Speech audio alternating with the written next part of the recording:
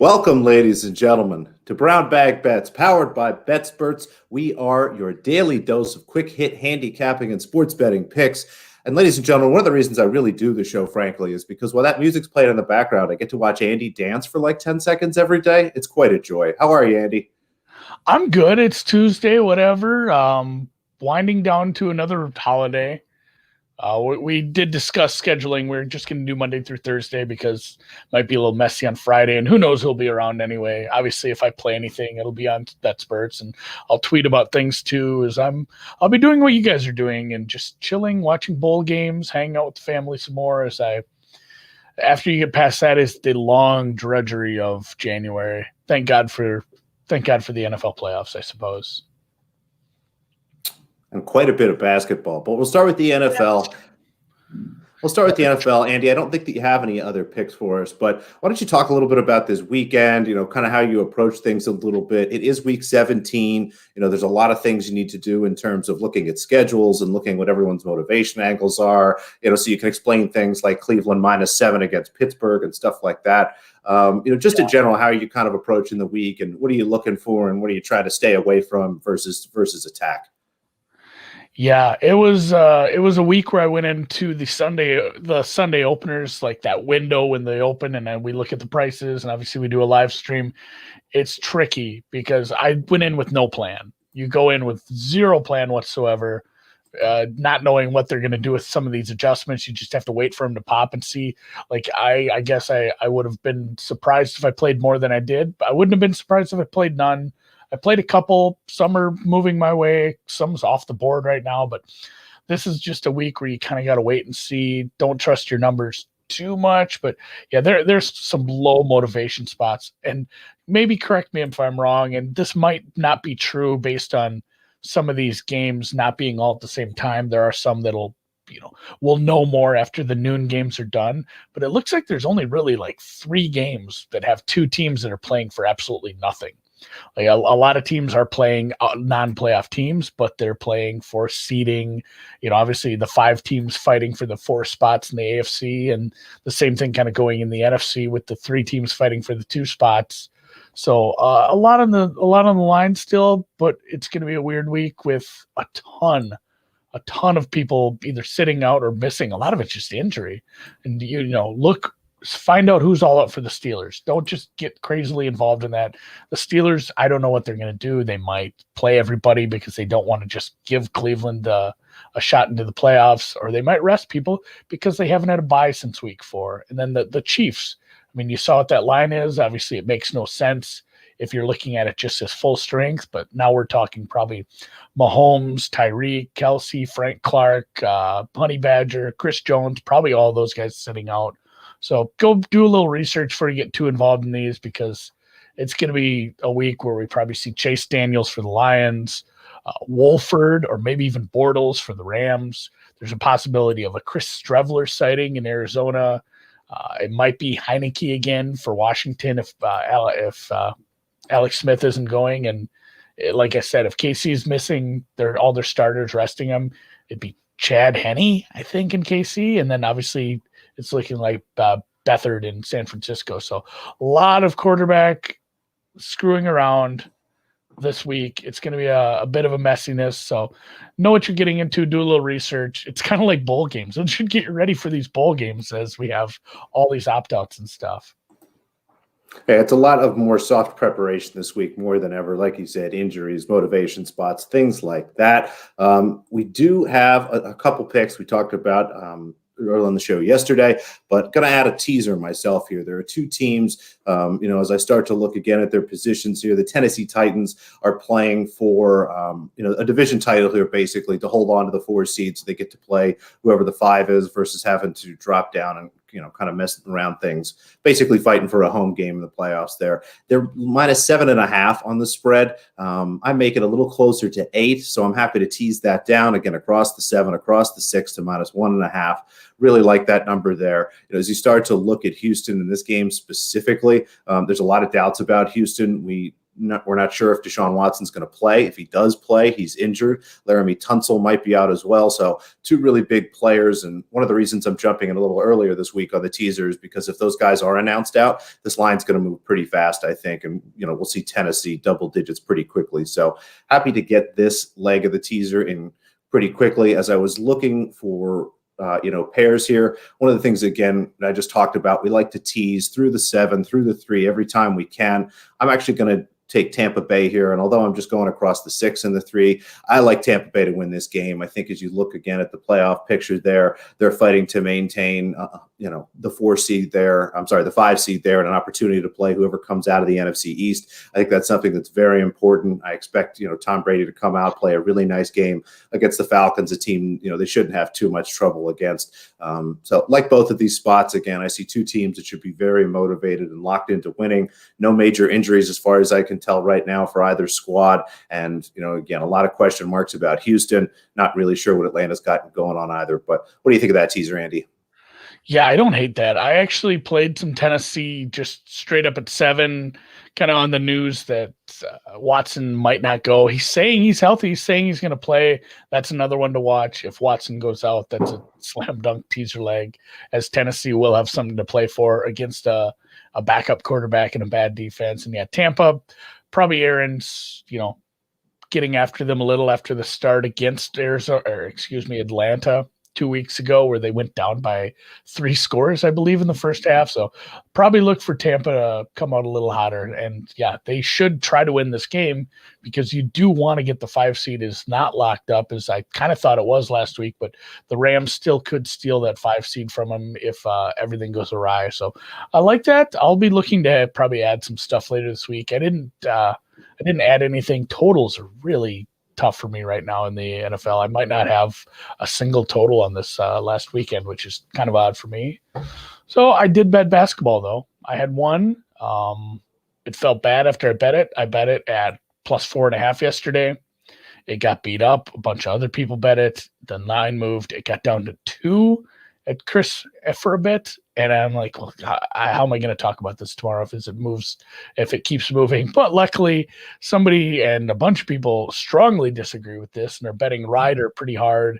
This is out to 5.5. Most places you can get Coppin State +5.5. This is just a strong numbers play for me. Coppin State has been a nice team with a few metrics that I track this year rather. Ryder's 1-6. Coppin State's 1-8. Neither team's very good. Ryder should be able to clean the glass, but if they turn the ball over a bunch, this is a close game.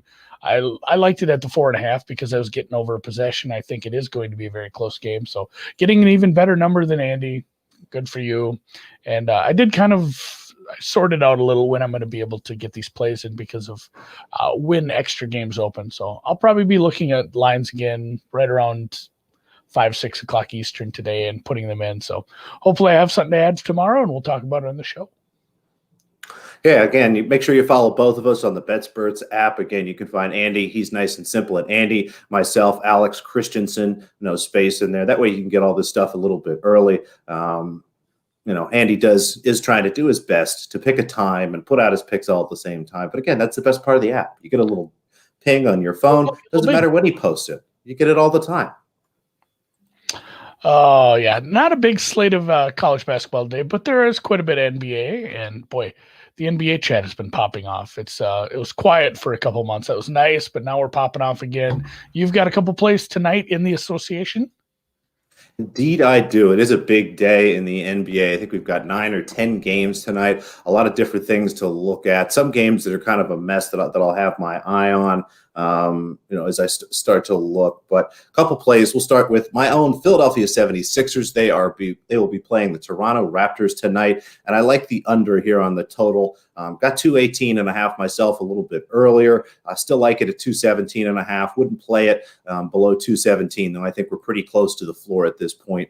These are two teams that play a fairly slow pace. When we start to look back at the history here, it's an interesting thing in the NBA. You rarely have teams that are this kind of cohesive and have this much history together. But as I look back through over the last 2 years, they've only gone over this total twice in the last 2 years.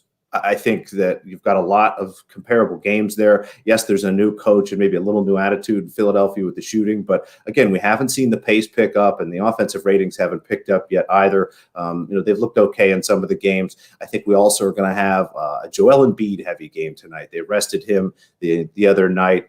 Things went kind of rough there, but I think it was to have him ready to go here to have a big game against Toronto. And when he has big games, the Sixers do win, but they don't score a lot of points, and the games tend to be very slow. They force the ball in the post to him. He takes a lot of dribbles. You'll see a lot of resets to try to get him the ball. So I think we'll see a lot of long possessions tonight. I think that we've got a good chance of, again, just a really slow pace here. And these two teams generally line up defensively well, so I think we'll see the offenses even struggle a little bit. Just a lot of factors for me as I start to look at some numbers and I start to think, about what the game state's going to be a little bit here. I like the under a lot, so we'll go under 217.5.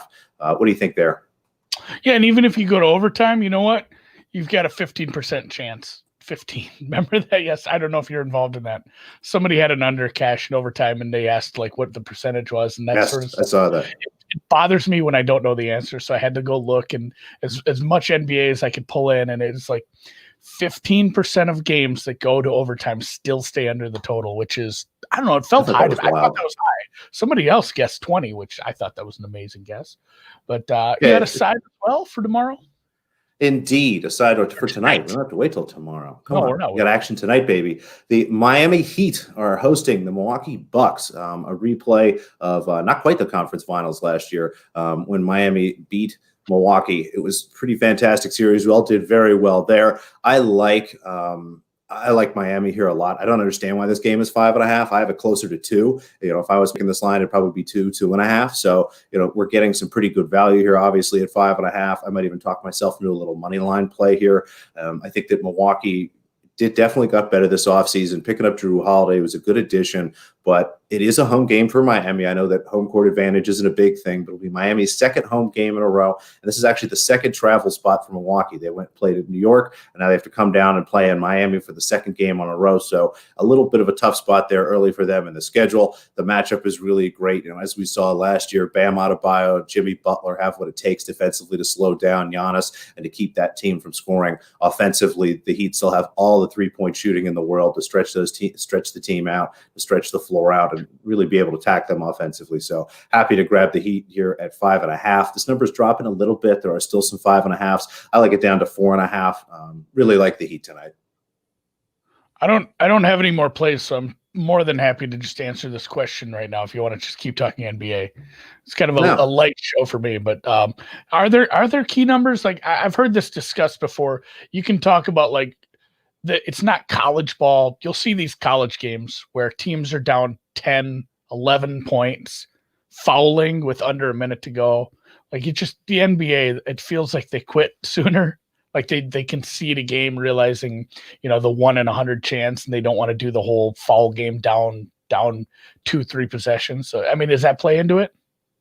It does a little bit. That's why when you have some of these bigger spreads, I don't mind taking a team and maybe selling points a little bit, because if a team's say going to win by 10, a lot of times they can win by 10, 15 even pretty easily, like you said, with some of those end of the game shenanigans. Conversely, on the other side, I'm not too worried about buying points. If a team's going to keep the game close, it should be close. I think that you have some key numbers around 3. I think 6 is kind of a key number, because what you start to get there is a difference between 1 and 2 possessions. So I think of going from 2.5 to 3, I think is pretty valuable. We'll have to go through that and run some numbers and try to see exactly what kind of the data bears out. This is a little more of a soft angle for me, but I think, again, when you start to get around 3 and when you start to get around 6, because you're at that sort of 1-2 possession angle, I think those are kind of key numbers for me. Yeah, and there is we did run that a little when we were talking about the key numbers for NFL compared to basketball. It was lesser so. Obviously you can't score field goals and touchdowns. It makes it so much different in the NFL. But there is something to be said about, we said all the games land on 1, 2, 3, this much. If you take a smaller sample size and say games that are lined at from -3 to -5, I think you're actually going to find maybe a little more signal to, that there is something to be said. This game was supposed to be close. A lot of them are going to end up in that range, and having, being on one side of a possession or another is going to be a big difference. And always, always just getting the best of the number is going to help. So try to do that as I sit here with the worst of the number on Coppin. Not quite the worst of the number on Coppin State, but and then Jimmy Butler probably not playing. I saw he was questionable last night. I'm trying to pull up right now, see if maybe Fantasy Labs posted something. Obviously I like this a lot less with that Jimmy Butler playing, but I still think it can be a competitive game. If he is announced out, I think, obviously stay away from this, but assuming he's in, which is what I had seen as of last night and much earlier this morning. But let me see if I can find that here. Yeah, you might get a better number too if he does get announced out. And yeah, I'd be curious to see what the move is. I mean, if he's announced out, if this gets out to like 8, almost 9, that's probably an interesting note there. Let me see. So the guys at Fantasy Labs here. Yeah, it doesn't seem like there's any upgrades. And he was like my favorite player in the playoffs. I don't think I've mentioned it more than half a dozen times, but I did have some heat to win the East thanks to Drufus last year. And that just made it a really fun team. So they're saying he's likely to sit, but nothing has been announced yet. So maybe sit and wait on that one, I guess. Appreciate the chat kind of updating thing. And yes, Jimmy Butler, the most memeable person maybe in sports. He's been great for that for years. Like I said, I don't have any more action today. Maybe somebody can talk me into something. We're getting out of the like Conference USA garbage bowls and into some of these good bowl games here. So we have a couple tonight. Actually, this one starts in like 6 hours, really. The Cheez-It Bowl, the infamous Cheez-It Bowl, where last year it ended like 10-7. The quarterback for TCU threw for like 14 yards. We should see a little more offense in this one. This total has been ticking up. But everything I said about the NFL is what you need to pay attention to for these bowl games. You've seen wild moves.